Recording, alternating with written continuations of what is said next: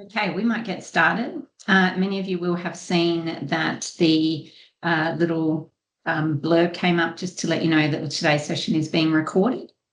Please let me know, I guess, if there is any issue with you being recorded so that we can address that as best we can.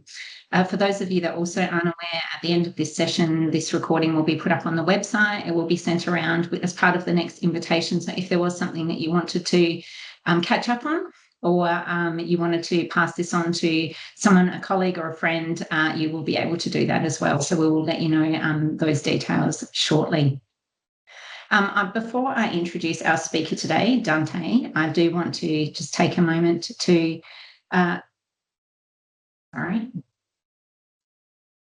acknowledge the traditional owners of the land on which we meet today, which for me is the Larrakia people. I would also like to pay my respects to elders past and present.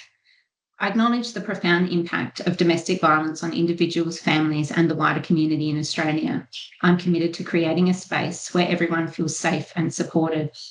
Finally, I wish to acknowledge that we all come from different places and have different circumstances. I respect and welcome our collective differences, and I strive to create a space where all voices are heard and valued, and where everyone feels comfortable in engaging and participating. And I ask that you all share those with me. So today's session comes from the Northern Australian Biosecurity Strategy. One of our big drivers is to build capacity across Northern Australia, and there are many of you online who are from other places in Australia, and you are also very welcome. It is so good to have so many of you with us today. A big part of, as I said, our mandate is really about building capacity, and one of the ways that we do that is through running training and sessions such as this. One of the pieces that we often hear from people is that they're lacking resources. And one of the ways that we have thought about helping you with the lack of resources is by providing today's session, which is about how we can use technology in a different way, and in particular, artificial intelligence. And so we've run this, what we've asked is that Dante come online and talk to us about some different ways that we can use AI to increase our efficiency and productivity. Now, I'm aware that a number of you are from government, and that creates its own challenges. However, Dante and I have talked a little bit about how we can create an environment and use particular programs that will work for government as well as others. And so we've started from that particular viewpoint. It does mean, though, that there is an opportunity for you to provide us some feedback about what you might like to see in future sessions, and we have already got Dante to come back again. So what I'm asking of you as we go through the session is to have a think about any topics or anything that you would like to see in future sessions around AI, so that Dante can make sure that he addresses any concerns that you might specifically have. So on that note, I am going to pass you over to Dante. Now, I haven't actually, I'm not going to read out your blurb, your bio, Dante. I think that people have seen enough. But I am going to just introduce you as an expert in this space and as a fantastic presenter, and ask you to take over from here. Thanks so much, and hopefully that's coming through. Just give me a thumbs up if you can. Awesome. Using a new little clip-on microphone. So technology, you'd think the tech guy will be across all this, but it's also always a fear of coming onto an online call and not knowing whether it's going to work or not. I'm just going to share my screen with you and get that going. I was going to share the screen. Let's get that up. Again, the tech guy having tech issues. And we are here. Finally got it. Okay, so I want to call this Getting to Know Your New Colleague. And I guess the photo on the right is often what we see and think of when we think of AI. It's some kind of, I guess, robot colleague that's going to sit in our desks and take our jobs and all that kind of thing. And I guess, why wouldn't we think that? We've been subjected to movies from Terminator to The Matrix to a movie called AI that presents a world in the future that is sort of like that. Rather though, what we're going to look at is AI as a bit more of a helper rather than a replacement, because ultimately nothing replaces experience and the knowledge that comes with experience. And that's, I guess, the big message to take away today is that this is not a job killing, job replacement thing. And where we're seeing most of the jobs being replaced is actually in technology itself, in coding, in the low level coding stuff that's happening in tech companies. So ironically, it's the companies that are making the AI that tend to be the ones that are most affected by anything to do with job loss. A bit about me, I'm a business owner. I own a bunch of cafes and retail stores, which is the lowest tech thing that I do. But it's one of those things where, I got to the pandemic and said, gee, there'd be a good idea to buy some cheap businesses that people are trying to get rid of right now. So in-person businesses, knowing full well the pandemic would end one day. It was a really good investment. I've been able to turn those around into quite a good, well, let's just say that for everything that's not part of my superannuation, hoping that those things are going to help me to top that up a bit. I'm a trainer, a coach in digital skills and in public speaking confidence around Australia. I'm actually down in Melbourne at the moment, usually in Larrakia country in the Northern Territory as well. But right now I'm in Melbourne because I was speaking on AI to some finance brokers last night here in Melbourne, and I brought my one jacket with me to be able to keep myself nice and snug and warm. I work with Meta, that's the Facebook company, as a contracted community trainer since 2019, and currently a LinkedIn top voice, or as I like to explain myself, as a general nuisance on the LinkedIn feed to anyone who lives in Northern Australia, because chances are, if you're connected to me, I'm the first thing that shows up in your feed each morning. So what we're going to look at is looking at AI as an assistant rather than a replacement. Looking at some of the use cases we can have with AI, which is not really about the creativity, it's more about the taming of information, to be able to get things done a little bit faster. And one of those areas that's really good at is in communication, where it is not the communicator, but it is darn good at being able to make communication a lot more clear. And we'll look at some of the creative tools as well, because they're kind of fun and they can really help to do a little bit more than what you might be able to do today, or what might be taking you hours and hours to do can bring that down. I was explaining last night to the group at the Glass House in Melbourne that I've been able to get back 11 hours of my time every week. And one of those things is in the form of things like this presentation. Normally this presentation would take me 2 to 3 hours to get it together, to get it right, to make sure it looks fine and is readable and all that. This presentation took me 15 minutes to put together. So that's the difference this makes. I have the information, I can speak the information into some kind of coherent way, but the presentation of that into something that's visually attractive or visually useful has always been really hard for me. It takes forever.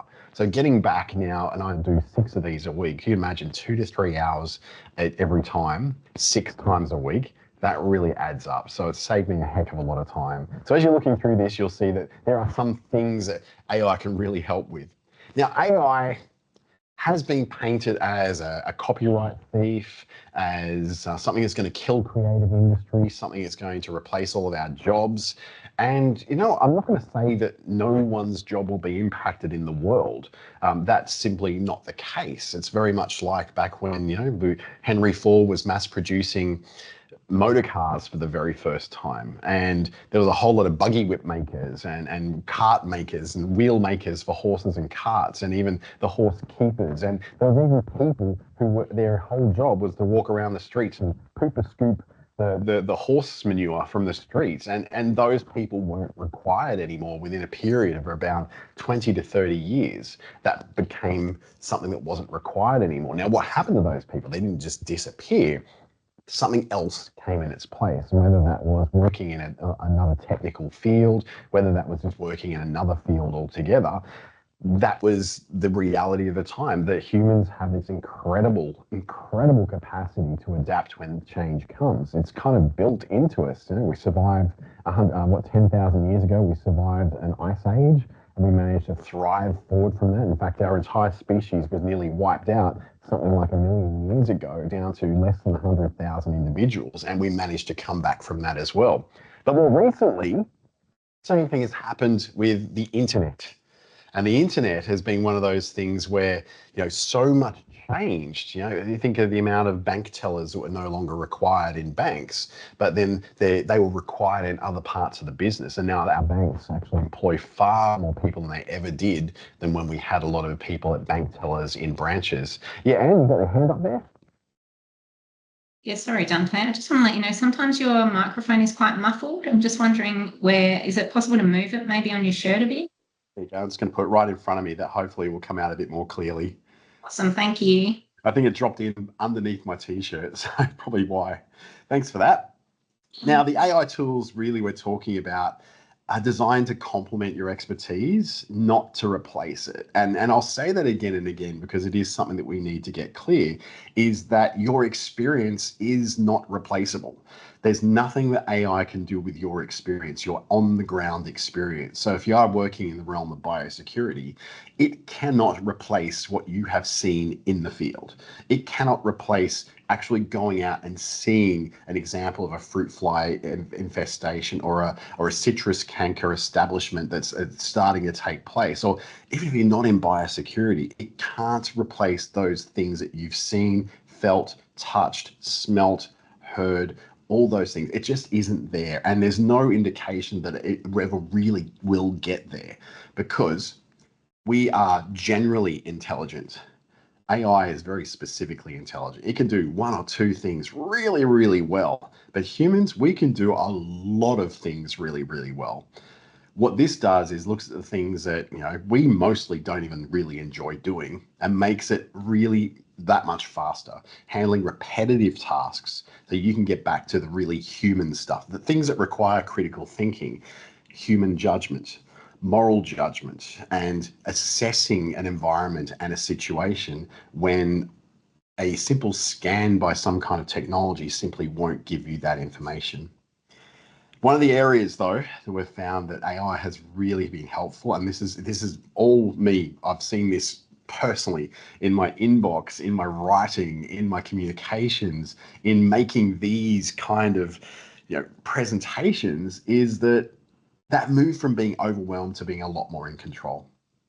Being able to take a 2-hour task and turning it into 15 minutes. And you know all about the long email chains you're getting and being handed a great big report and you're told, to get out the key points to be able to send to a director or to a manager so that they understand what's being said or even to communicate to the public. Now, these things take time and they're what we these days like to call busy work. And busy work is that work that we just spend so much time doing, but it doesn't move anything forward. But it has to be done. We know busy work has to be done, but it just takes so much time and they consume hours and hours of your workday, stuff that doesn't really take advantage of where your true skills are. Your true skills are in analysis, in critical thinking, in creativity, in coming up with creative solutions, not necessarily in doing a repetitive thing over and over and over. And that's where AI tends to really shine. Not really in that complex stuff. I know there's been some attention on all these weird and wonderful deep fake videos, and we look at those and go, that's like a parlor trick, really. That kind of stuff is not really what AI is made to do. It can kind of do it, but we've got a strong BS detector built into us as humans. And so we do understand that, and we see things that aren't quite right, and we question them through that act of critical thinking. In fact, this photo on the right-hand side here, that is a completely AI-generated image. There's nothing in that that's real, that ever happened, that exists. There's no office in the world that looks like that. And right down to the things like, the crumpled up tissues, the look of concentration on her face as she's looking into her other monitor. It looks eerily familiar, but at the same time, we know that no office really could exist like that. It'd be a massive safety issue to have that much paper piled up around. So it's illustrative. I just simply asked for an illustrative, an overwhelmed worker in an average Australian office trying to get her work done, but feeling like she's getting nowhere. And that's what it came up with that kind of image. So that's the kind of thing that I could go around and look for images on Google and try and find an image to match that. Or I could just simply tell it what I want. And in less than 60 seconds, it comes up with this as a first run. I could have gone through and tweaked this and tweaked that and, made the pattern on the tissue box maybe a little brighter and more colorful just to try and lift some kind of mood in that image. But that's what it came out with the first go. And I was pretty happy with that. So the AI solution to this overwhelm, at least in my case, and I know probably for many, and bearing in mind a lot of you are probably going to be in government offices where you don't have access to these tools officially, but we all know that people in the office are using them, whether they're in government or not. And that's a reality that's happening, mostly because there are safety issues in there. And we'll talk about those a little later. But before AI assistance, we might have got a 5-page field report on a potential fruit fly outbreak that required careful reading and note-taking to extract key information. And that process might have taken us half an hour of very focused attention, which we know that half an hour of focused attention is almost impossible to get in any office, because you're being tapped on the shoulder, sent emails, giving phone calls, someone's birthday is being celebrated off in one corner. That focus time, that 20 to 30 minutes really is probably more like 2 hours. By the time you've been interrupted, you've been taken off into other areas of focus, and you finally come back to it, we're talking a couple of hours. But with AI assistance now, we get to come up with those summaries that will highlight that it's happening in Northern Agricultural Region. It is Mediterranean fruit fly. It is a containment protocol being put in place. The urgency level is high, requiring a response within 24 hours. So that 5-page field report can now be brought down to something far more understandable and actionable to the next person who has to read it. Because the next person along the chain doesn't necessarily have to be able to read the full 5-page field report. It will be available to them if they need it, but the summary, and this is something you may have to summarize manually, now can be summarized in seconds. Now, if this is something which is commercially in confidence or highly sensitive, yes, of course, you're not going to put this into an AI tool. That said, all AI tools today, at least in the paid versions of them, ChatGPT, Claude, Gemini, Perplexity, all have the option to turn off the training of the model, meaning that your data goes in, it gets used, it goes out. It doesn't go in and then stay in and train the model on all the information you put in there. You can turn that off, and in many cases, the paid versions, particularly one called Perplexity that I do tend to use in a lot of local government scenarios, is automatically set to be off.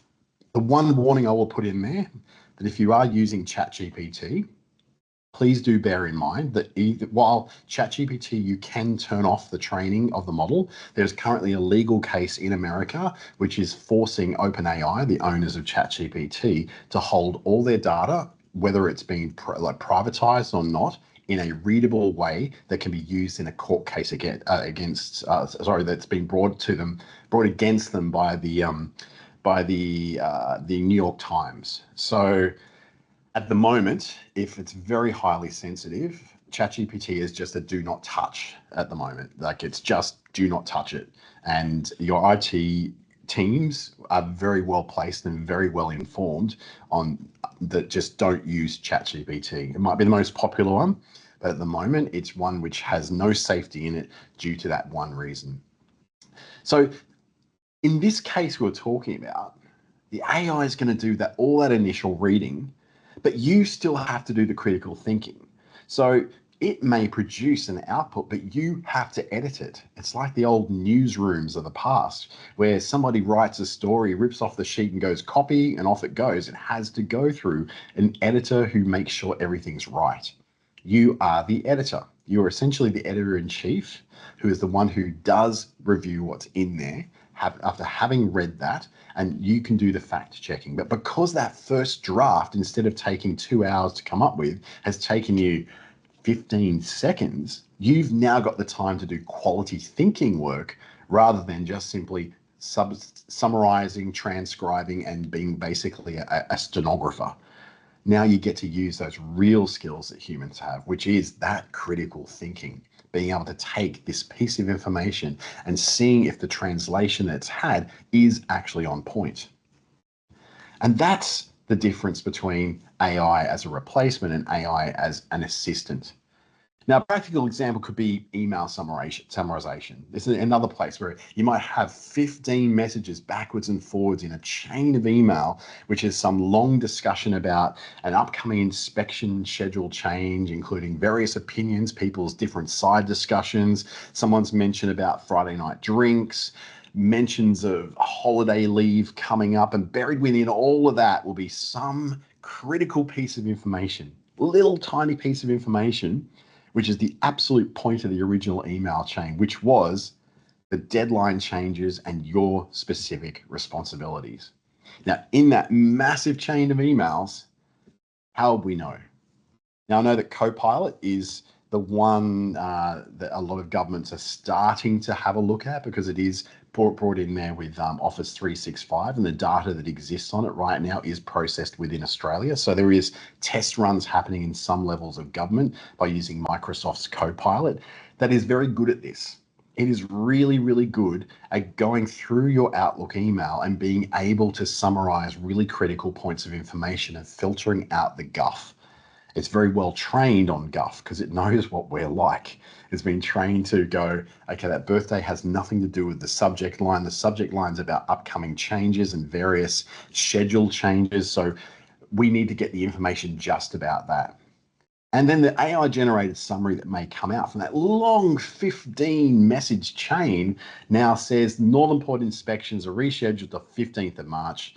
Submit your revised staffing plan, and your deadline is the 28th of February, which is moved forward from the 10th of March, which you may not have found if you didn't read down through that long chain of emails full of leave requests and people's opinions and all the feedback that were people shooting backwards and forwards.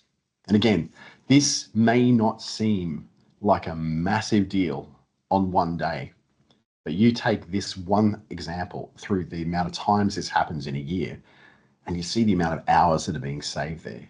Again, taking you away from the busy work of having to go down through DeepL, through all these things, and getting to the point. And again, you as the editor-in-chief get to check that. You can scroll and skim through those messages just to make sure you didn't miss anything else. But this kind of stuff is specifically trained in what is a distraction from a main point in an email chain, as opposed to what is the guff of human conversation. And there's a lot of it. Another area we find is really good with forms processing.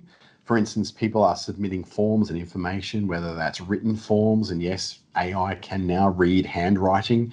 I wish it the best of luck of reading my handwriting. I've been using keyboards for so long now that handwriting, I go back to the cursive lessons of my primary school and go, I was struggling back then. I tell you now, I don't know if anything I'm writing is particularly legible, but it does a pretty good job.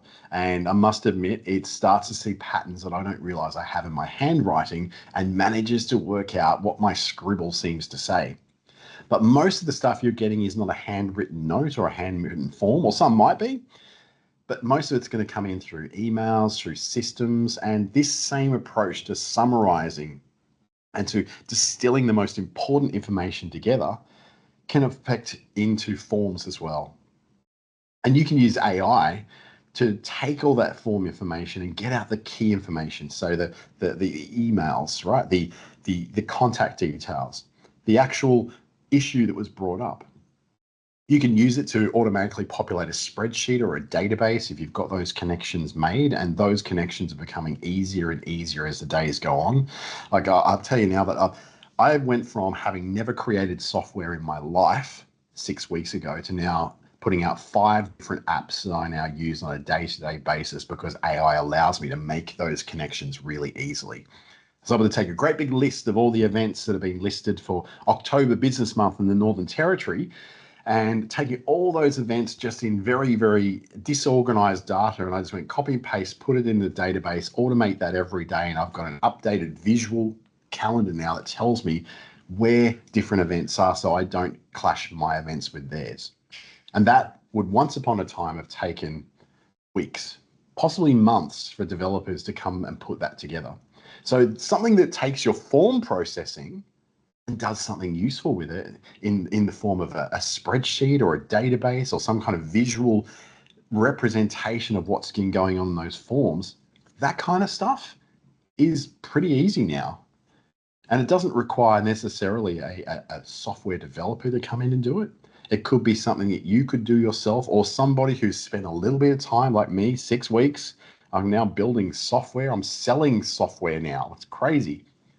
You can do this, and it is something that's now available, whether you're in a department which requires, a lot of checks and balances and cybersecurity. Absolutely, that will come.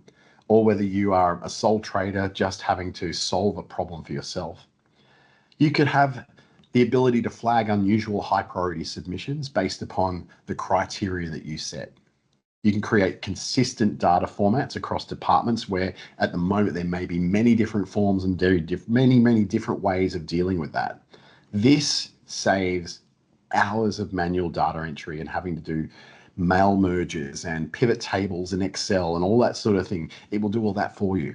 So all those things that you have to spend so much time deeply processing and doing, where you're not using your critical thinking skills, but rather you're just automatically just rolling out in autopilot the same things you have to do every time because of the disparity of data sources you're getting from everywhere. That's the sort of stuff that frees you up for much more valuable work, the human work, the work that was originally probably on your position description, not the stuff that you ended up actually doing because of the busy work and admin you have to keep doing over and over and over.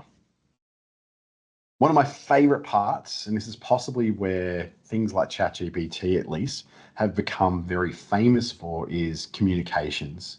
The idea that you can write better, faster. I want to first of all get out of the way the idea that things like your social media posts for the department or your emails or your articles, your public media releases can simply be replaced by AI. That's actually not the case. AI does an incredibly terrible job of you just putting in a couple of lines of text and telling it to make this amazing. It's going to make stuff up. It's going to fill in gaps that you haven't filled already for it. It's going to do a botched job of it. And I think a lot of us got onto something like ChatGPT back in late 2022, early 2023, put in a couple of lines of text, saw it spat out and went, that's crap. I'm going to spend more time fixing that than what I would have done if I had done this myself. And that's the whole point. Garbage in, garbage out. So what we need to do when it comes to writing better communication stuff with AI is really to go through different styles of communication and understanding what the principles of comms are, which is the audience, who are you speaking to, and putting that in. The audience for this email is, or this media release will be read by these people. Now, sometimes we communicate with the public, sometimes we communicate with each other, internal teams, maybe other agencies. Each of them may require different kinds of tone and detail. All of those kind of things can be put into a tool like Copilot or ChatGPT or Google's Gemini or Claude's Anthropic's Claude, and be educating that model on saying, I need this email converted for this department with this requirements, this department with this requirements, and the public with these requirements, and please remove anything that's referring to internal processes. And you paste in the email, bang, there you go. In some cases, you may have training documents that say, this is what the tone and style is. I've got this written into my Perplexity installation. I use a thing called Perplexity, which allows me to create little projects. And in those projects, I've trained each one of them to say, this is the style of writing that needs to be for this client. This is the style of writing that needs to be for this government grant. And so when I bring information into it, it then converts that over into the kind of result that I need for those different audiences. Whether it's a comedy piece that I'm doing to camera, whether it is a client who has very fastidious accounting methodologies they need to comply with, or whether it's a government department that needs just the facts and all the risk assessment done for them. So these things can be preset. Now, I'm not expecting you to go out and do this tomorrow. It does take a little bit of learning. It does take a bit of time. And hopefully later this year and perhaps into 2026, we can look at very specific things we can do to get you on those paths to getting that. Getting the live systems out, showing you how to do that. Because you are under time pressure. You are under very tight deadlines to get things done. So if you're in the communications area, gosh, you are under so much pressure because you have to get information out, often of a very critical nature, with a limited time for you to draft and edit and write and rewrite and represent and make it look pretty, and then to contextualize for that audience. But then there's also the consistency requirements. And this is where in a regular private enterprise, they may have brand style guidelines, so a tone of voice, a certain use of language. And then in government, you'll have your own communications guidelines that often need to go through 15 or 16 people to get approved before it's released to the public. And so this allows you to fast forward that through. So they okay, well, I don't know how to write it like that, but my instruction set that I've given into ChatGPT or Perplexity or Claude or Gemini, I've given that what my requirements are. So this information I'm getting, match it with those requirements, then come out with something that communicates in that style. And that is where this stuff does really well. Again, if it saves 10% of your time, that's a saving. But we're looking at 90% of your time. So the question is, what do you do with that extra 90% of your time? Anything you want. If you're in the private sector, well, you could probably just find other work to do. In the public sector, this allows you to do what you really were put there to do, not to crunch numbers and rewrite rewritten things. You are there for a very specific role. It allows you to be the most effective you can possibly be. So the writing part then is where you provide whatever the key facts are. What are the messages? What is the message you need to get across to the public, to a department, to a departmental head?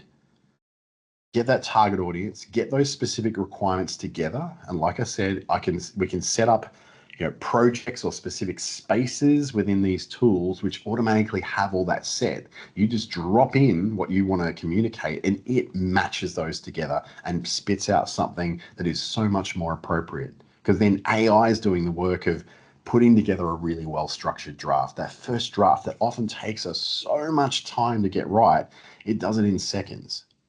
And it will come with an appropriate tone for the audience of people that you want to have read this. And it'll be consistent in its formatting, consistent in its terminology, consistent in its tone of voice, and allow you to really communicate that in the right way. So if we look at a bit of an example here, we might have an input of some very key facts. New biosecurity measures for fresh produce imports starting on the 1st of April 2024, affecting imports from Southeast Asia, including enhanced scanning and inspection protocols in response to the recent detection of citrus canker. So you put all that in and the AI then generates a draft, which looks a little bit like this. The Department of Agriculture announces enhanced biosecurity measures for fresh produce imports. It puts it in the right format, in the right tone of thinking, so that it is clear and is according to whatever the department's particular style guide would be. That's not the end of the story though. And this is where I think so many people get AI wrong. There's a story about a lawyer in, I think, South Carolina in the US who started using ChatGPT to look up case law examples to present them in court as examples of why his client should get off some kind of criminal charge. The problem was that it made those things up because he just went, I need some case examples of cases where this happened and this happened. And where ChatGPT and other tools cannot find a match, they'll often make it up because their ultimate thing that they want to achieve is to make you happy with them. I talk like it's like a kid trying to get approval from its parents, and I guess it is a little bit like that. But it's more really just a case of it wants to give you a good outcome, like any good robot would, right? So what we've got to do is go, here's the first draft. Now I use my critical thinking, that thing that I was hired for, that thing that I did all that training at university and training in college to get done and all these years of experience, that intuition of knowing what's right and wrong. And I applied that to that draft. Then that's where the magic happens. The magic's not in the AI. The AI is just a taskmaster. It just does things.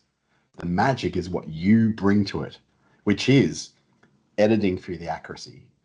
If you had quotes from officials you've been able to bring those in, refining that messaging based upon your instinct that you've developed over all these years for what the organizational requirements are, and knowing full well that the people up the chain who need to approve this ministerial or departmental release, knowing what it is they look for, just from your experience. Now, you can make that even easier. And from your experience, add that into the model that's doing that first draft and saying, based upon my observations, and then you put your observations in there. And it can then do an even better first draft.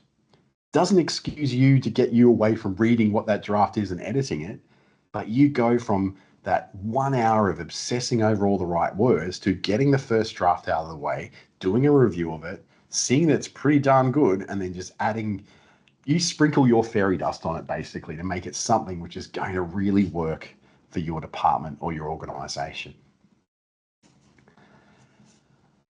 The adapting of styles is one of probably my favorite parts of using AI for writing, because it can take really, really technical language and bring it into a much more readable state for a different kind of audience.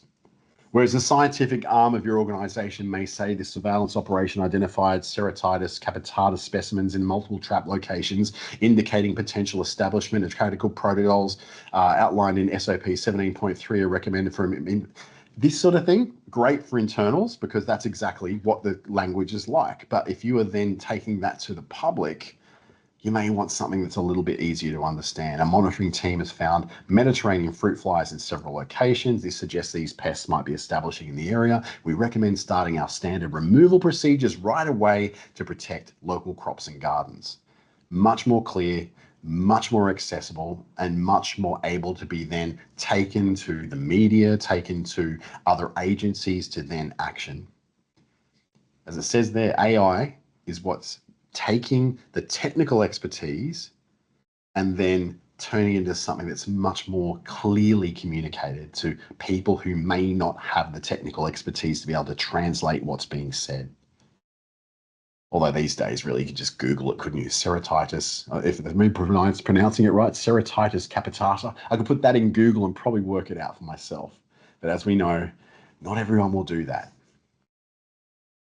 Where I really do enjoy AI is where we can add this little bit of AI magic to the things we do.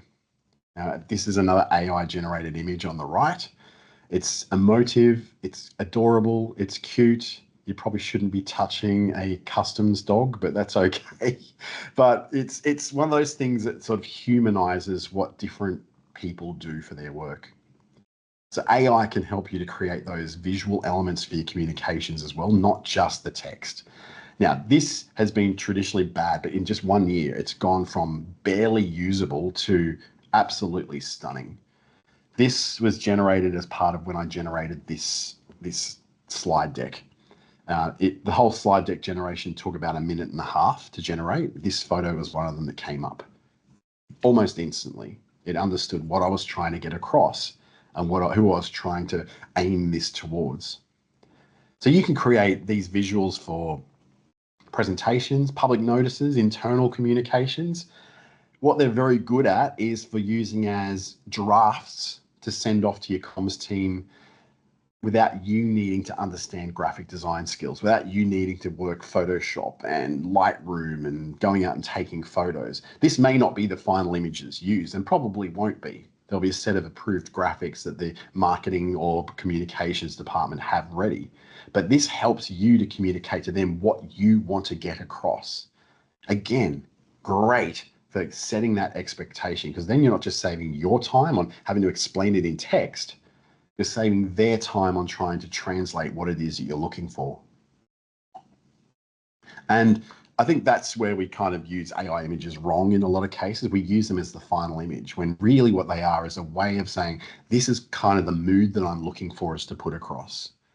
And that is where the magic of AI comes in.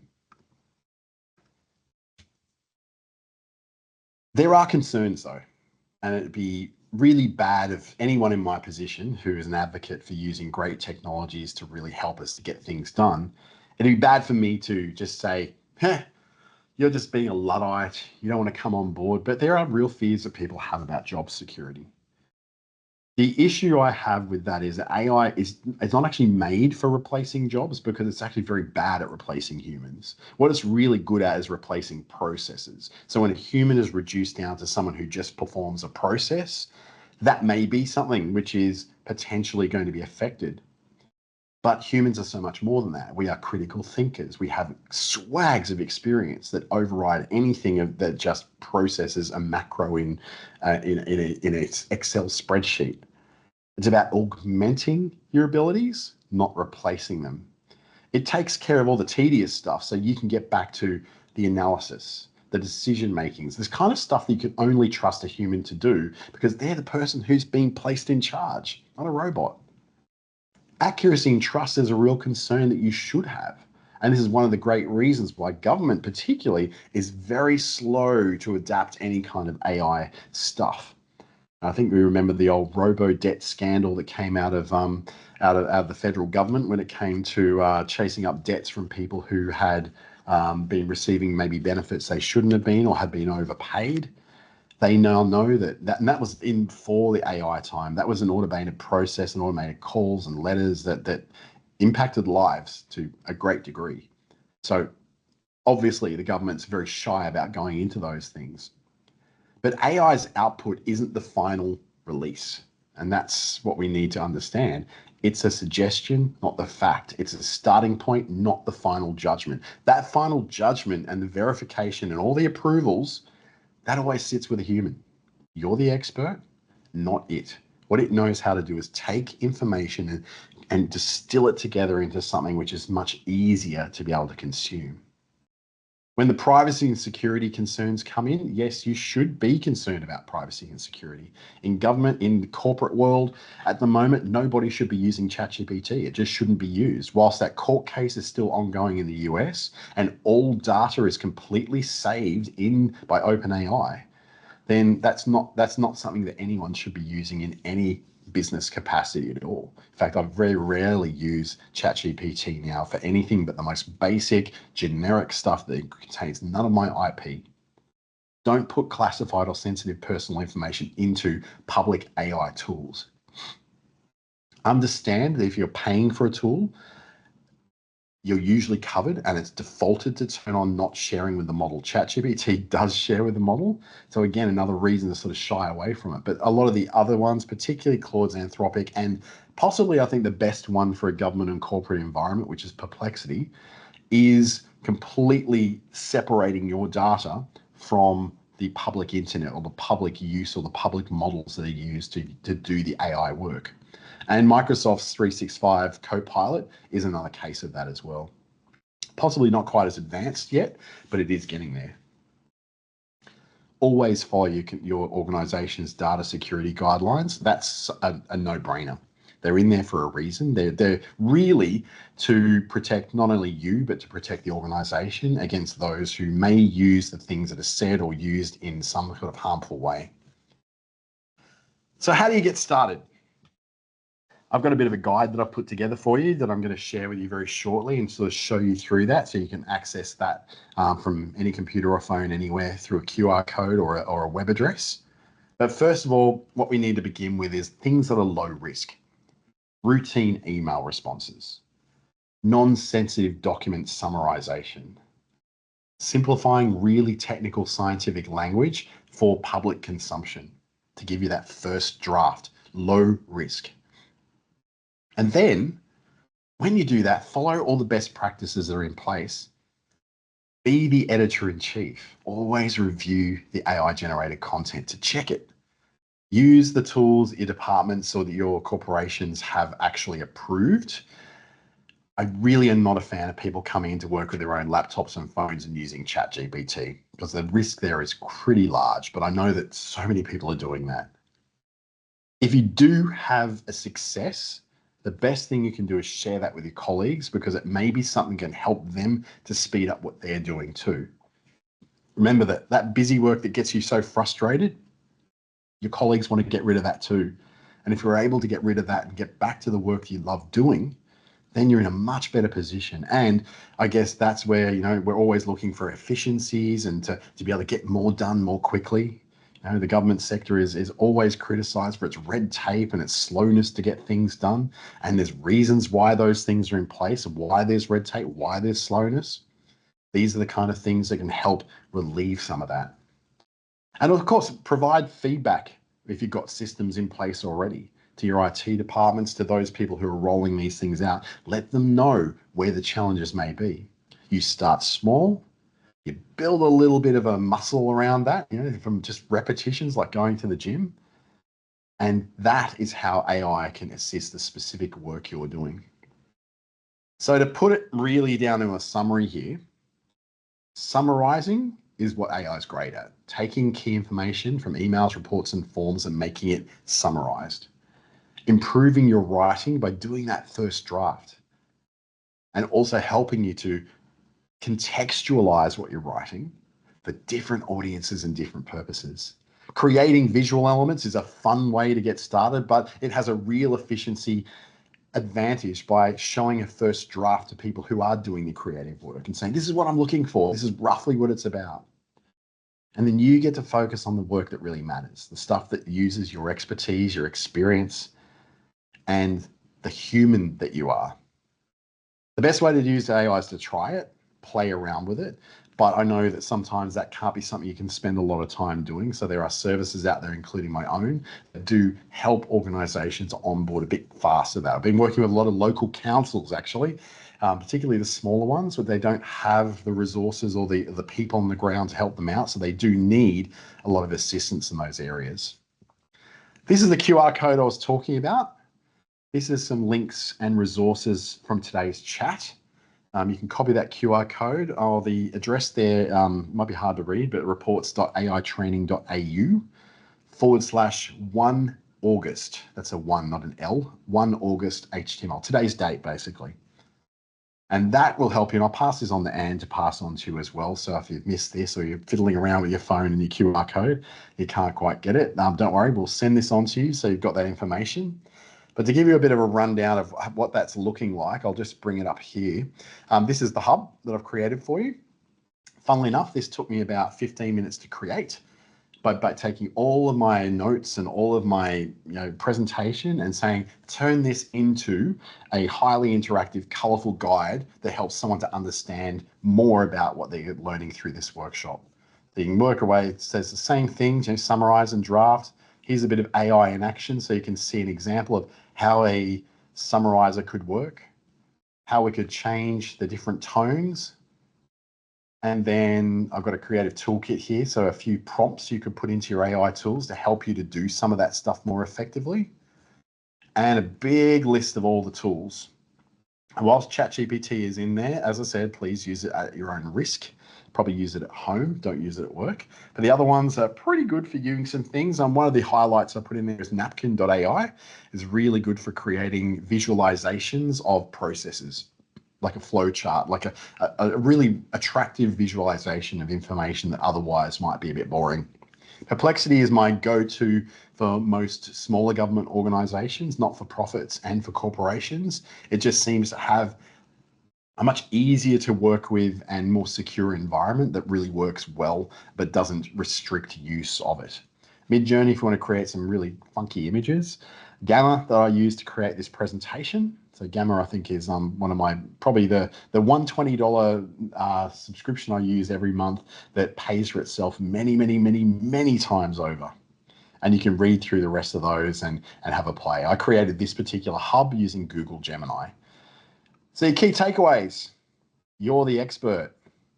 AI is a tool to augment you, not to replace you. Verify things that come out of these tools. Don't just trust them, verify them for yourself. You're the smart one, not it. It's just really good at doing repetitive things and making sure you protect that sensitive information. So hopefully that's been really helpful for you and a way to get you in a place where you can very easily start to take on some of this AI stuff. I will pass that information across to you, so you've got that information to use, or you can reach out to me at any time as well and ask questions. I'm always very accessible on LinkedIn. It seems to be the place where I am mostly these days. So please do reach out and connect with me. And if you've got questions about this, please do ask me. It doesn't cost you anything to ask a question. After all, I'm a human, not an AI. So that is it. Over to you, Anne. Thank you so much, Dante. Really amazing. Lots of good takeaways there. I see Joanna Embry's got her hand up. Jo, do you want to ask a question? Yeah, thanks, Dante. That's so interesting and so useful. One thing I was wondering, of those tools that you recommend, are some of those free, or are all ones that you recommend require subscription? Some do. So Midjourney requires a subscription, which is the image generation one, but you've got image generation capabilities in a lot of them now, so you don't really need that one necessarily. For me, it's the best one because I can load up a photo of myself standing in front of a wall and tell it to do things, and I can be talking, I can be laughing to a person next to me, and it'll do those kind of enhancements. But that costs money. But ChatGPT has a free layer, Claude has a free layer, Perplexity has a free layer, Napkin, the visualizer, that has a free layer. Google's Gemini, which is excellent, has a free layer as well. And most of them have pretty generous usage limits on the free levels as well. Just be aware, though, that in an organization, that if anything's free, just have a think about how that's getting paid for.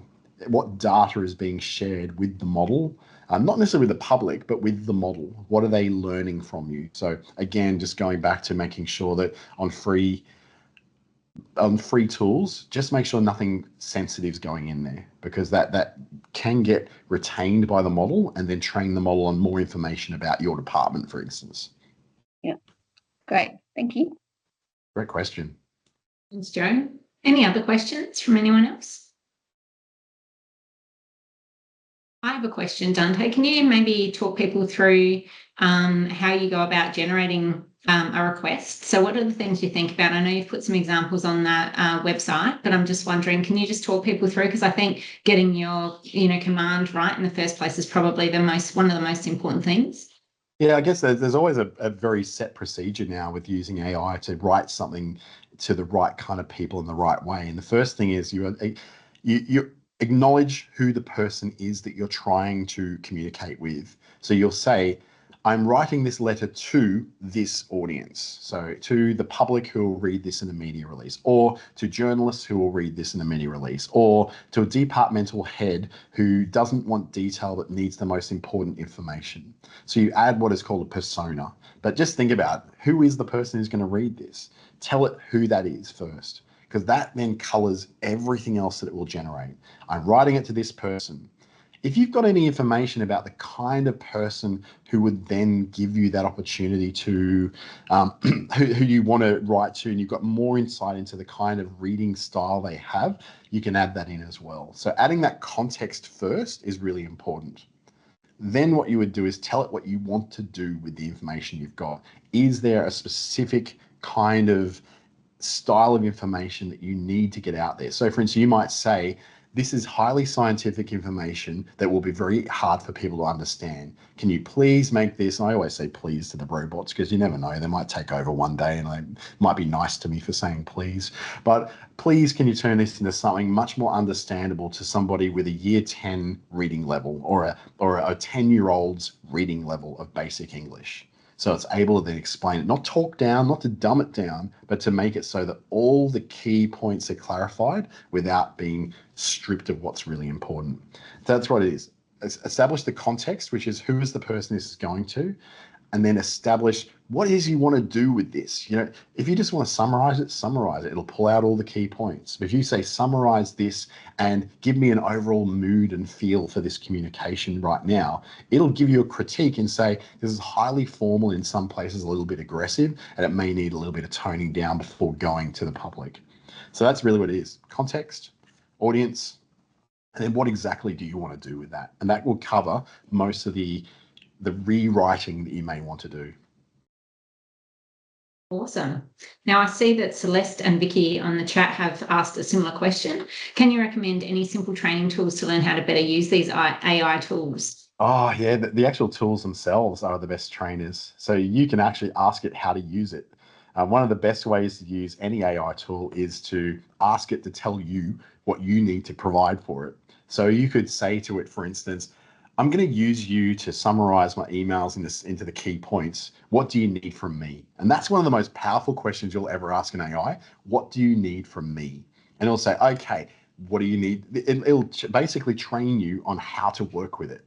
And that's the easiest way to do it. There's lots of guru courses out there, and there's lots of people out there who are positioning themselves as AI experts. God, I could probably be accused of that as well. But the reality is, all of us learn from using.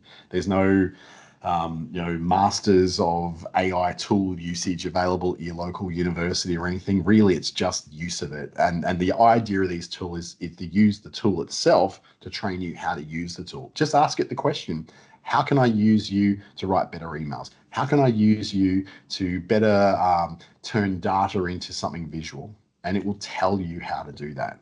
So it is its own best training tool. The specific training that Celeste is asking for, that you recommend to get more experience with AI tools, you can do some more systematic style training if you get people, you know, like myself, and there's a ton of other people out there, into your organization to do it in a more systematic way, which might be really good if you're trying to get something a bit more consistently applied across the organization. But in reality, you can literally just ask these tools how to train you, and they will train you themselves. That's one thing they're actually really, really good at. Amazing. Sounds really great. I'm just going to check if there's any other questions. Okay, well, if not, firstly, Dante, thank you so much for your time today. Thanks for coming online, and thanks for an amazing presentation. Really, really valuable.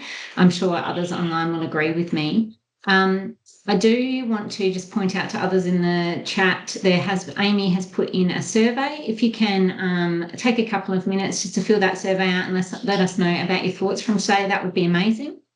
And then finally, if you have, Dante is going to come back again late this year and go through some more stuff with us. If there are some things that you specifically would like me to ask Dante to do, could you please get in contact either directly with me or through the NAB's email address, and then I can pass that on to Dante so that he can design the next session to meet the needs that you have. So if you would really like him to take you through particular ways of doing things or particular topics, then absolutely let us know so that we can structure a program or a presentation that's going to work for you. So please take a minute to do the survey and take a minute just to have a think about what you would really like AI to do for you so that we can make sure that we design a program that's going to work for you next time. Otherwise, we're wishing you all an amazing weekend. Thank you so much for joining us. Thank you again, Dante, for your time, and I'll look forward to seeing you all at our next Lunch with Leaders on the 22nd of August with Lloyd Clump. Thanks, everyone.